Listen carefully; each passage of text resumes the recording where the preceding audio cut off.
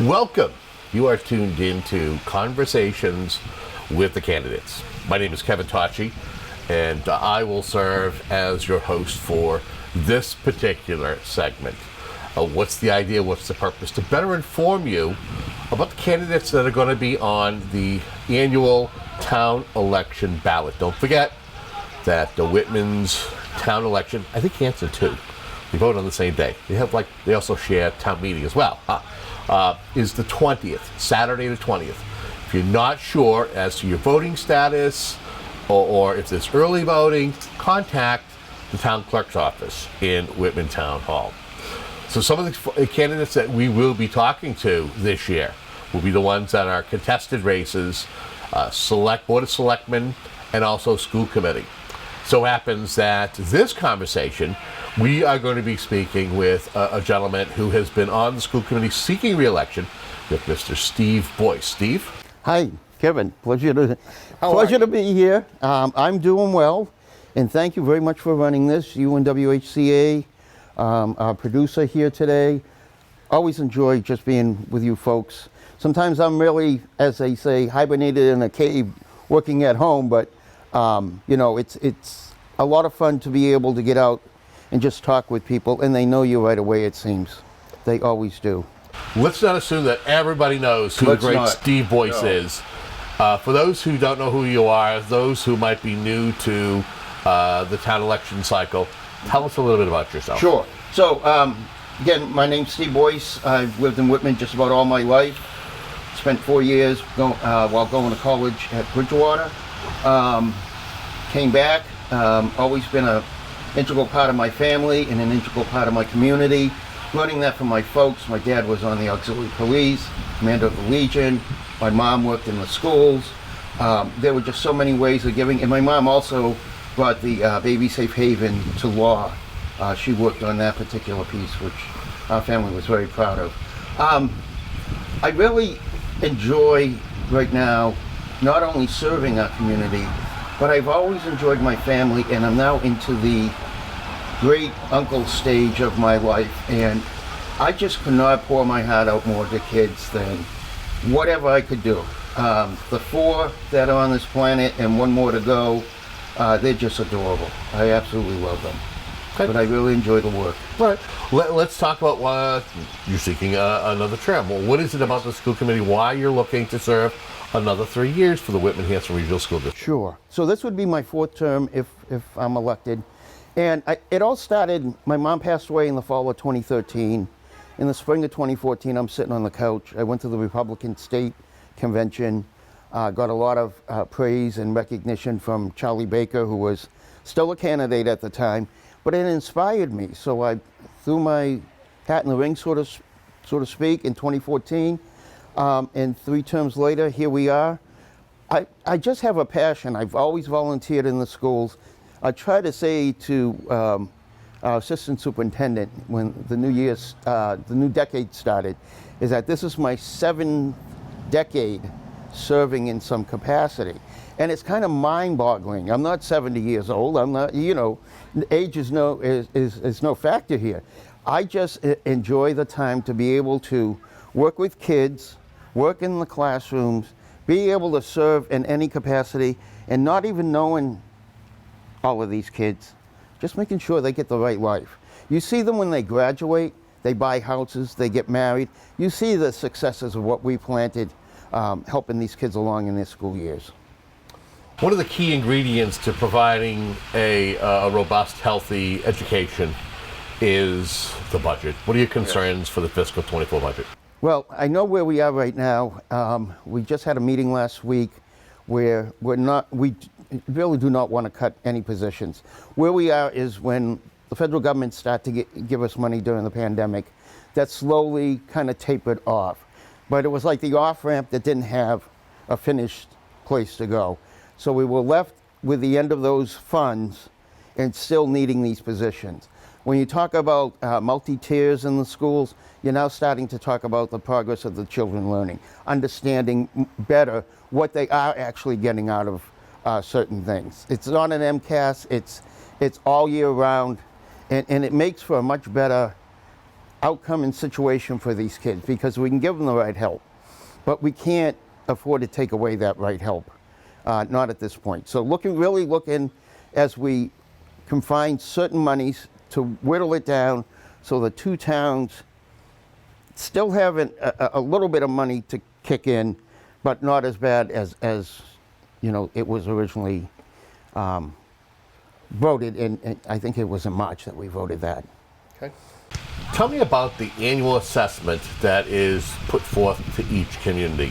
While I know it's something that someone who is running for school committee or somebody who sits on the school committee understands, I think there are a lot of residents who don't, because I know it's something that's part of the conversations when each town says this is what the assessment is, the percentage that we're getting from, the schools. Talk to us about that. So it's called the statutory method. That's currently what we use at Whitman-Hanson. We use, as part of an agreement, a 60-40 split, which you can go with an alternative method of any type. And that was based on enrollment of the students as of October 1st. That's the same every year. It's when you take that number that needs to be divided with a statutory method, it has to do with the ability of each community to pay. I'm not saying anyone is particularly rich. I'm not saying anyone is particularly in other positions. It's just based on that, on the individual communities. And the formula really throws some things into it because if we don't keep up with certain things, bond ratings, our busing, we changed that. We went through a whole bunch. I've served the last 2, or maybe it's been 3 years, on the budget subcommittee for Whitman-Hanson. And that, we focus in every single time on one issue and one issue only and try to bring it all together. But it's always a balancing act. But I think the statutory method we should stick with. I really don't like to use that name. Just say, this is how it's divided up among communities amongst the Chapter 70 formula. Let's stay on that. Talk about the method of funding, statutory, and I know that when there was a changeover a few years ago, that there might have been a little bit of growing pains. In your opinion, where are things right now when it comes to the statutory method for annual assessments for the two communities? Yeah. So, Kevin, that's a great question. If you look at it, Whitman does pay a bit more, but also Hanson contributes to some that might say their expenses on Whitman's end. But if we're going to be a district and we're going to serve the two communities, or if we serve 8 communities or 20 communities or whatever it was, there is going to be that, okay, maybe I'm paying a little bit extra, but I'm doing it for a good thing. I'm doing it for the next generation of our families, next generation of our communities, what we can build and seek to do better. No one ever stops and says, that's it. No more generations, we're all done. No one's going to do that, and we certainly are not. We want to stay up with as much as we can. We want to keep striving to do better and better. And I've seen a lot of things improve for us in the last 3 years. And it was tough 3 years ago. We had a lot of irons in the fire, and we really didn't know where we were. And we're doing it all by Zoom. So it was a whole different world. You remember my pink shirt and pink tie. I do. I only wore the shirt. So I want to, looking at the Whitman-Hanson School District, the spending per pupil. Now, the numbers I have, this was according to the state as of November 2022, ranking in the bottom 50, okay? But not so much where, I want to say a few years ago, where it was very close to the bottom. Maybe a couple of schools were occupying the very bottom. It's moved up. I want to say It's around 44th from the bottom or 45th from the bottom. 15,774 per pupil spending. What do you feel needs to be done to help? Do you think that number needs to be improved? Or do you feel that what the school district spends per pupil is good value and that they're getting a top-notch education? I feel both.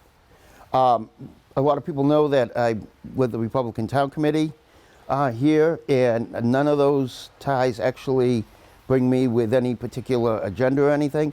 I want to see what's good for kids. I want to see that as a higher number, only because if it means that affordability, that we're able to afford that, and that affordability is able to help our children, then let it be. I would love to see that go forward. That would be one of the best things ever. As far as being that far down the list, I know we still struggle with getting there, but we are getting a lot of value to this. We're getting a ton of value out of what we do spend per pupil. So let me ask you, what areas of education or program would you, as an elected official, like to see either added or improved upon in the Whitman-Hanson Regional School District? Oh, well, we're starting to improve upon just knowing our English language learners and really building out more for them and more opportunity and giving them that same equity of, we want to give the same equity to all students. I'm big on the equity line, although you could probably not put equity as a word on every single thing, because you could get the same thing out of two different scenarios and it would still be equity in those two examples. I want to see the kids be able to be challenged more. I worked on bringing the one-to-one Chromebooks to the district, and we're on track for that. I do donate one every year. Does it make a difference? It's one Chromebook, but I feel it does make a difference, and it's something I always enjoy doing. Yeah, I just want to see us get the best that we can get. We're working right now. This past year was the robotics for younger students and bringing back foreign language in the middle schools. It was kind of sort of put on the cutting block, but I'm not going to let it be cut. I don't want to see that happen. We can do this. We got this. What do you feel is the district's biggest need? Does the district have a big need or a bigger need? And what would you like to do in order to help it? I think the biggest need is just the cooperation and the communication with the communities and with the staff. I value the staff we have so much. My first negotiations were this past year. I couldn't have enjoyed it more. And some people would say, you enjoy negotiations? Well, yes, you're dealing with people, their lives, their families. So put that in perspective when you go to any bargaining table. I just think we're going to continue to do right and hopefully do right by our citizens, by our students, and by both towns. Okay. Would you ever support an operational override when it comes to supplementing the school budget? Give me the pros and cons of doing such. Yeah. So some people would say, well, an override, the old words used to be, well, it's forever. I don't necessarily agree with that. I mean, yeah, but I find it like a correction. You know, if 2.5 isn't supporting what the needs of a town are, there are reasons to have those. Debt exclusions obviously are a whole different thing. To not having the opportunity for an override, and I like to leave this up to our executive branch in both towns to decide whether to have an override or not, and that be in the Board of Selectmen and the Select Board in Hanson. But to not have the opportunity for overrides, we could have been really in trouble long ago. And I know it's, you know, some communities that have held off, and they finally got one, they realized, oh, yeah, there is a difference. It's a big difference. Okay. Let's talk capital projects. Right now, there's regular meetings, a committee that's been put together to sort out everything about building a new middle school in Whitman. What's your understanding of where things are at? And what are your thoughts in regards to replacing the old middle school with a newer building, thanks to help from the MSBA? Yes, and yes, exactly, thanks to them. Having been one of the first classes in that building when I was in 6th grade, let me tell you, you know, it was a beautiful new structure, but its time has come. The design that we recently saw, because information does come back to the school committee regularly, and we do meet with the architect firm from time to time in person. It's absolutely beautiful what they created. And if you look at it correctly, it's almost like 3 branches going out and makes the shape of a W. And it's phenomenal to think of it that way, that we've incorporated so much when we did the high school, and the incorporation here of a new middle school, I think will just benefit us greatly. As a member of the school committee, or even as a candidate for re-election, how often do you hear from the voters or parents of students that go to schools in the district, and what are their concerns? Well, we generally hear from people when things might not necessarily be going the best way. But recent things that we heard most about is, yes, I'm for different start times for students, seniors if they could go in later and so forth, but I'm not necessarily for my kid being on a bus for however long. And we're working on both. We work vigorously to get us to cost savings on the busing, and also to be able to transport within a shorter period of time. We're getting there. It's being worked on constantly. We've got an excellent transportation director, and it's all about communication, Kevin. You know, we want to communicate back to those folks that ask, and anyone in the community. You bump into them at Dunkin' Donuts, or if you run into them at Town Hall, wherever it might be. And generally, we get very good direction from our superintendent. I say generally, we always do, Mr. Simonak, and I never doubt his words. I always put a lot into it.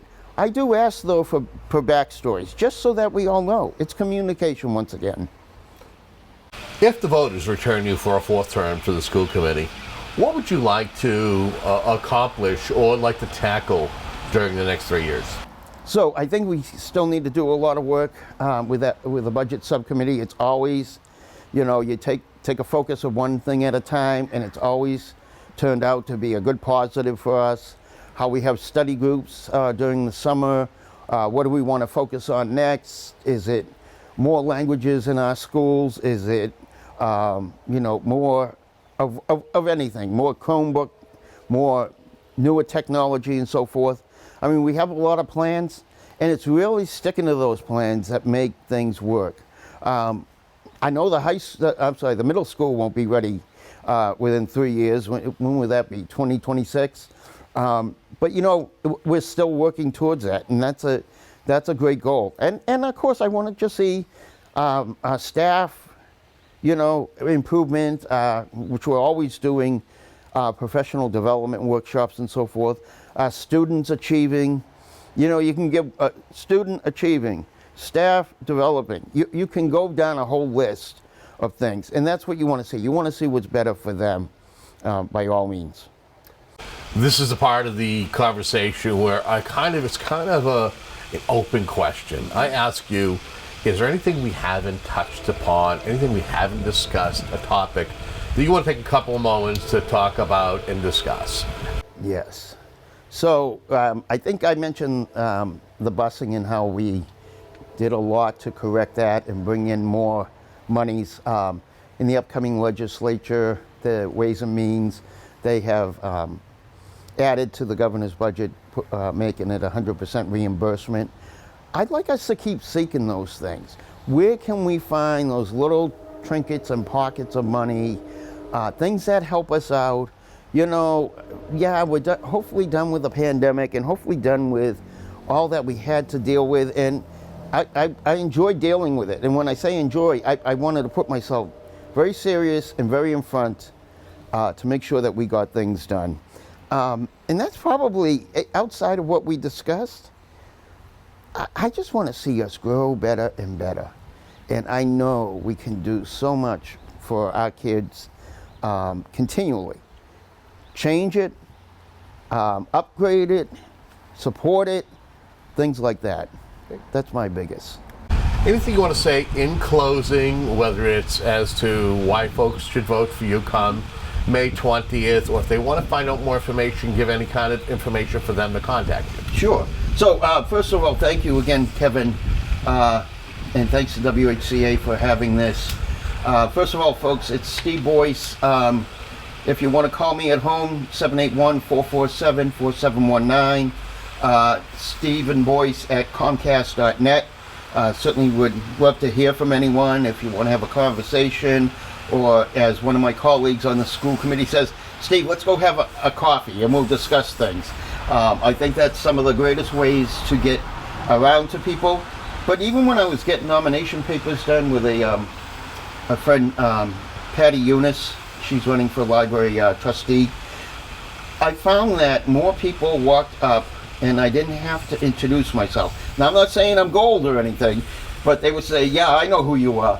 And I'd always just kind of say, good, I hope I'm doing the right thing, deep down inside, because that's what I want to do. I work for the National Archives and Records Administration. I work out of the JFK Library. I'm home a couple days a week working. You know, it's all about my family, my community. I'm heading as a supporter for, I guess, our community to the Bruins game tonight with my oldest niece. She brought her first son to one of the games. He's not even a year old yet, and he had a blast. But that's what it is. It's connecting your family and the people within your towns, and you just always want to seek the right way. To seek what was it, Robert Kennedy's book, the soft cover? To seek a newer world, or a better world. Let's say that. Well, Steve, we want to thank you so much for joining us. And we want to thank you for tuning into conversations like this, Conversations with the Candidates, as we do our best to chat with the individuals that are going to be on the ballot come May 20th, right here in Whitman. Also, conversations in Hanson taking place as well. Until our next conversation, have a great day.